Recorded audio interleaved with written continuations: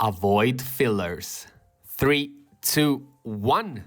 Hello, everybody, and welcome back to episode 295 of the Shower Podcast, the podcast where I'm in my shower and you do you. I'm your host, Chip, and today's topic is one that I honestly need to hear myself say. Because this trap, is something I fall into all the time. Imagine sitting at a dinner table, fork and knife in hand. Everything's ready. But on your plate, there's nothing but cardboard and plastic wrap.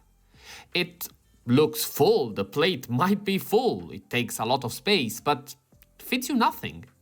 That's what fillers do to our time, to our focus, to our days.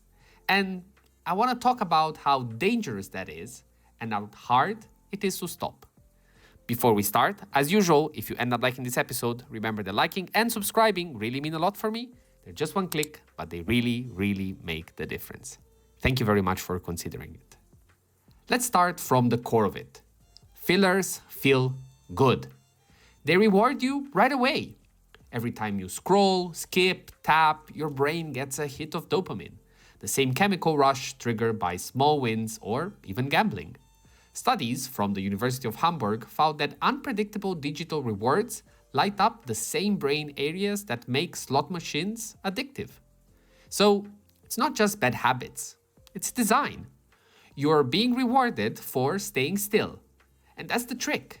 The more you do it, the more you want to.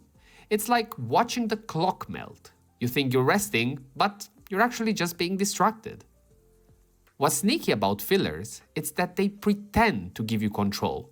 You pick what to watch, what to scroll, when to stop. It feels like freedom. But in reality, the choice is just a loop of micro decisions that drain you without leading anywhere. Researchers at Stanford studying attention fatigue found that this illusion of control, switching between tasks or tabs, doesn't rest your brain. It exhausts it faster. That's why after a lazy day of nothing but scrolling, you feel more tired than when you actually worked. You never really stopped. Your attention was just constantly redirected. The worst part is how it kills your sense of time. You think you're spending 10 minutes, but it's an hour. That's what scientists call temporal compression. Your brain can register passive time as fully lived, so it collapses it. It's like your day got smaller without you noticing.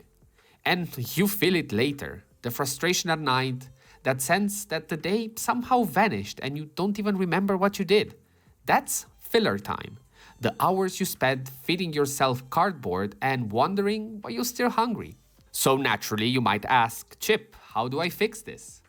The way out isn't about cutting things out completely. It's about setting boundaries around what you do. Real activities have edges.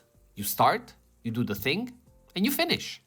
Watching a movie, cooking a recipe, going for a walk, they all have structure. A 2021 study from the University of Chicago found that people who engage in bounded leisure, meaning time-limited hobbies or focused tasks, reported 30% higher satisfaction than those in open-ended leisure like social media browsing. The difference wasn't what they did. It was that it ended.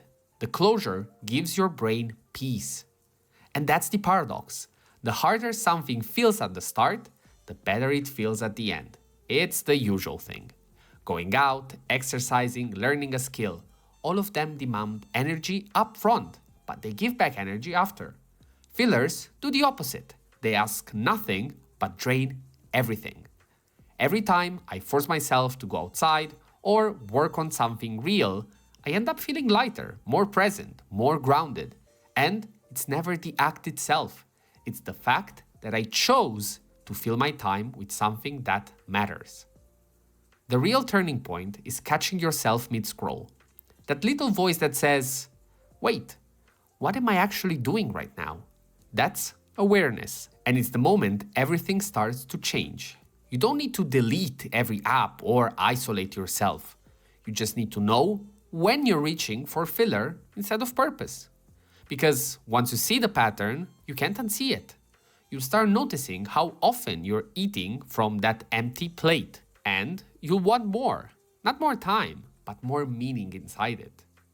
So, next time you find yourself about to dive into that endless scroll or autoplay chain, just pause. Picture that dinner table again.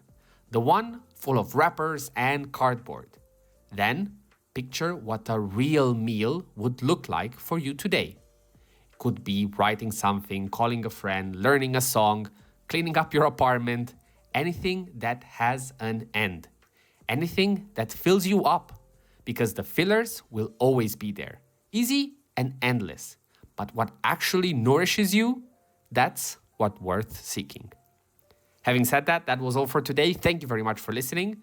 I'm actually very proud of this episode. I think it's something that I would love to listen in one of these days in which I end up in this YouTube endless watching experience. I think you've all been there, or if you're watching this video, it's very probable that you ended up through that. But let me know in the comments if it's something that you struggle with, and if you made it so far. Again, feel free to share and interact with this content in any way, shape, or form. And as usual, stay consistent, stay resilient. This was the Shower Podcast, and I'll see you tomorrow.